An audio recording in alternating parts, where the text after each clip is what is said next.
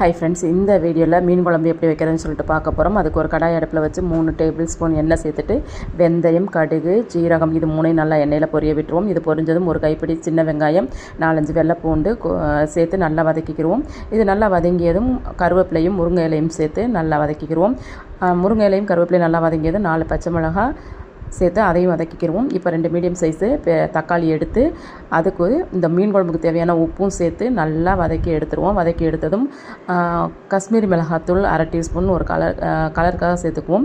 கூடவே இந்த மீன் குழம்புக்கு தேவையான 3 டீஸ்பூன் குழம்பு மிளகாத்தூள் சேர்த்து அதையும் நல்லா எண்ணெயில் வதக்கிக்கிடுவோம். அது நல்லா வதங்கியதும் ஒரு சின்ன லெமன் சைஸ் புளி எடுத்து கரைச்சி சேர்த்துக்கலாம். அதை சேர்த்துட்டு இந்த குழம்புக்கு தேவையான தண்ணி சேர்த்து ஒரு கொதி வந்ததும் நம்ம ஏற்கனவே க்ளீன் பண்ணி வச்சுருக்க மீனை சேர்த்து நல்லா கொதிக்க விட்டுருவோம். இதுக்கு இடையில பார்த்தீங்கன்னா இந்த குழம்பு நான் முருங்கைக்காய் சேர்த்து வைக்கிறேன். ஒரு முருங்கைக்காயை எடுத்து அதையும் சின்ன சின்ன துண்டுகளாக கட் பண்ணி சேர்த்துருக்கேன். இப்போ நல்லா கொதி வந்துடுச்சு. மீனை சேர்த்து மூடி போட்டு ஒரு 5 நிமிஷம் கழித்து இறக்கணும். அப்படின்னா அழகான மீன் குழம்புக்கு நமக்கு ரெடி ஆகிடும். பாருங்கள், இப்போ நமக்கு மீன் குழம்பு ரெடி ஆகிடுச்சு. இந்த மீன் குழம்பு உங்களுக்கு பிடிச்சிருக்கு அப்படின்னா இந்த வீடியோக்கு ஒரு லைக் கொடுங்க. நன்றி.